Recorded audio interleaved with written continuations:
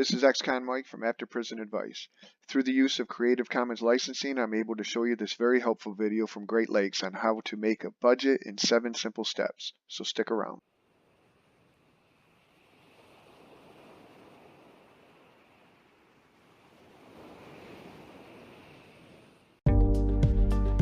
Creating a budget.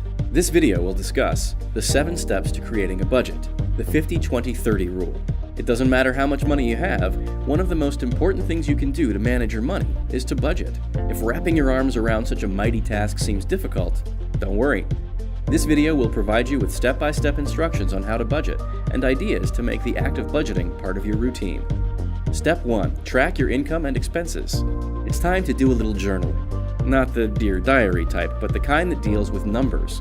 Tracking your income and expenses is best achieved with a money journal. A money journal can be a notebook and pen, a spreadsheet, or any on or offline tool that works for you. Every time you receive money, note that as income. Every time you spend, note that as an expense. Voila, step 1 is done. Step 2. Set your income baseline. We need to answer the question, how much can we afford to spend? Let's find your income. The most common form will be from employment, but others could include money you've saved for college, family contributions, scholarships, grants, or gifts. Student loans can be considered a form of income, but they should be used sparingly and only for essential education-related expenses. No credit product, like credit cards, can be considered a form of income. Jot down all your income sources, add them up, and this is your income total, also known as your baseline. Step 3. Determine your expenses. Figuring out your monthly and annual expenses will be achieved in 3 ways. The first way is by looking back. Grab your last 3 months of checking or credit card statements and see where you spent your money. The second way is by looking forward. Budget for your fixed expenses. For example, a 12-month lease with payments of $400 a month is fixed for the next year. Other fixed expenses could include internet dues, car payments, and childcare. Variable or unexpected expenses include things like groceries and utility bills. The third way to determine your expenses is achieved with your money journal.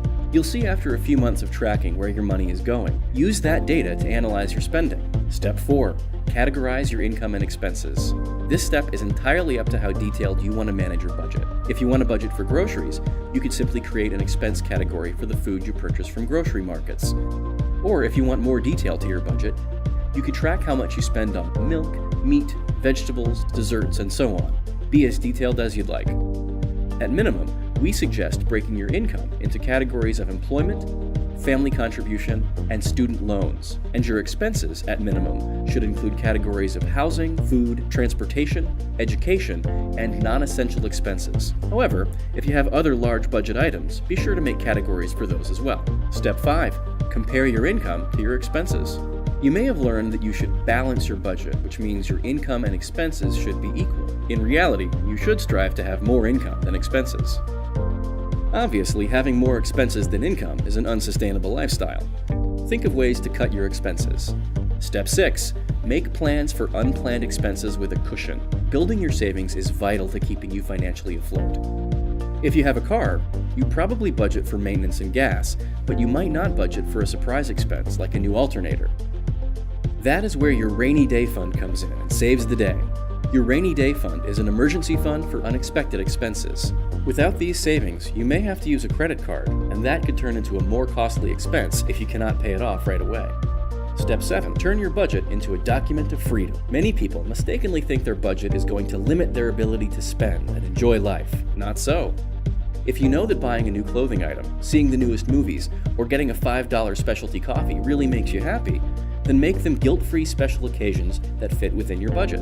Now that we have the 7 steps defined, consider following the 50-20-30 rule when budgeting. 50% of your income goes to essential expenses like housing, transportation, and groceries. 20% of your income is focused on building your savings and paying off high-interest debt. 30% is for lifestyle choices, things like cell phone, entertainment, and going out to eat. Now you've got the outline of a budget.